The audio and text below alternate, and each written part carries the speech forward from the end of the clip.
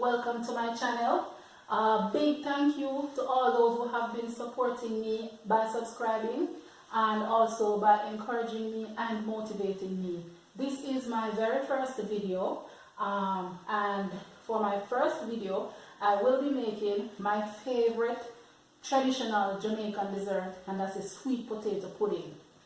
Okay, so first a little advice: whenever you're choosing potato for your pudding, you want to ensure that you choose a firm potato and ensure it has no worms. If you choose a soft potato, the potato is gonna come out soft. The potato pudding is gonna come out soft.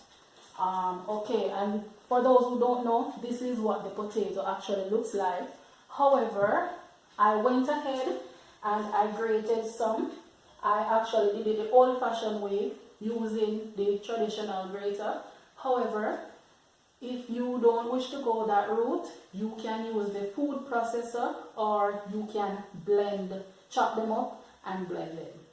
Alright, so for this particular recipe, you will need brown sugar, you will need refined cornmeal, you will need some all-purpose flour, baking powder, nutmeg and salt. I have Benjamin's cinnamon extract. However, you can also use the cinnamon powder, some vanilla, of course, a little browning, and this is my personal choice to add a little of the corn oil, and then the white pepper. This also acts as a preservative. Okay, so I'm going to start by mixing my liquids first. Alright, so and how can I do it? Butter here, and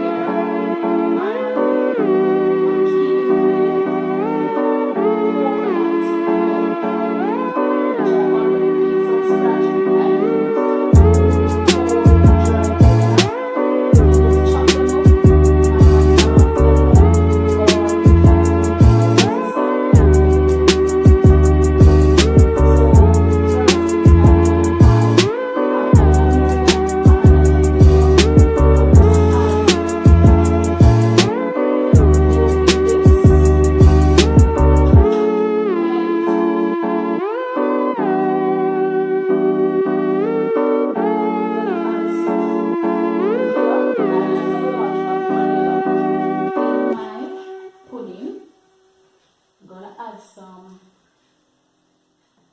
cinnamon extract. Alright, so this, I'm gonna give this a little swirl, mix it up a little. The next thing, I'm gonna add the sugar to the liquid so it dissolves. Alright, so we can add all of that.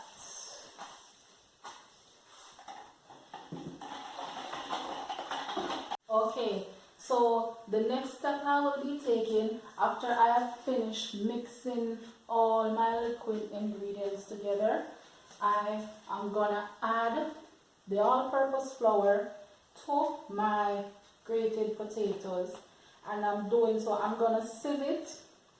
It just makes it lighter when you sieve it. Okay, so I'm gonna do this with all the dry ingredients. I'm gonna sieve all the dry ingredients. Alright, so next I am adding the cornmeal. Right, and we'll sieve that out. Sieve it out so it just makes the pudding light, it's not heavy. Next, we're going to add the baking powder, and we're doing the same procedure with the baking powder and the salt and the nutmeg. Okay. Alright, so we're just gonna combine all these. Okay, so now I'm combining all of this together, and then I'm gonna add my liquid to this. And already you should start smelling the aroma of the spices coming together. Alright, so it's gonna take a little while mixing this out. Yes, it's taking the form that we want it to have. Alright, and next I'm gonna add the coconut. This is a personal choice. You don't have to add the coconut to it. You can just use the milk, but this is a personal choice. This is how I like it, so I'll add it. And also the mixed fruits and raisins. This is also another personal choice. You don't have to add these, but I like to add these. Alright, so I'm going to put all of that in, and you give this a mix. You mix it out for a little while until everything is properly combined. So we'll continue mixing this, and this is what you want it to look like. No lumps, nice and rich. Okay, so the last thing we're gonna do is add a little browning just for color, just to give it a darker brown, a deeper darker brown, and it depends on the color that you want. You put that amount to the color that you want, so you can judge it by the color. And for my personal favorite, I'm gonna add a little of the good old J. Ray and Nephew white rum, just a little for preservative. Alright, so we mix this in. Mix this in a little more. Smelling spectacular. This smells great. Alright. So it's ready to go in the pan. Okay. So I'm going to set this aside. I have 3 containers here. I butter them already. So you just ensure you grease your pan. You can use whatever grease you want to use. You can use olive oil. You can use vegetable oil, as long as it's oil based. But I choose to use butter. You can use any butter of your choice. Okay. So we're just going to pour this in the pan.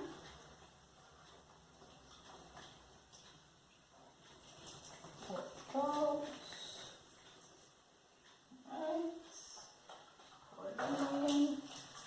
And these are ready to go in the oven, and we will just bake these for 1.5 hours. Alright, but within that process, you can check on the pudding within the 1 hour period just to see what it's like, and then we're going to come back and do the final topping and the cutting of the pudding. Okay, so after being in the oven for 1 hour and 20 minutes, baking at 360 degrees Fahrenheit, I have removed my pudding just to check it and to add the final mixture. This mixture contains a little coconut milk, a little cinnamon, and a little brown sugar, and a little vanilla, just to get the wet on top or glaze on top. Okay, so you just add the mixture to the top, spread it all over the top, and then you add it back to the oven for another, say, 20 minutes, and then this should be ready for presentation. Okay, so now I'm back with the finished product, and this is what it's supposed to look like. A little glaze here and there around the edges, just as I wanted it to. Alright, so I'm gonna cut out a piece. You have to put it, set it and let it cool before you cut into it. Just let it cool before you cut into it. Alright. Cut out just a small piece to taste, and so you can see what it looks like. Okay. Wow, see? This is what it's supposed to look like.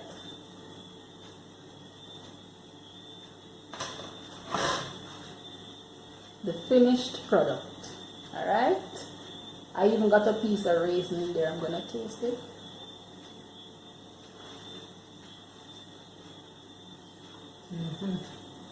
Yes, this is it. And that's it for sweet potato pudding. You can have it warm, you can have it cold, or you can also have it with ice cream. So remember, to see more videos like these, just subscribe, hit that notification bell, like and leave a comment. Thank you for watching, and I will see you next time.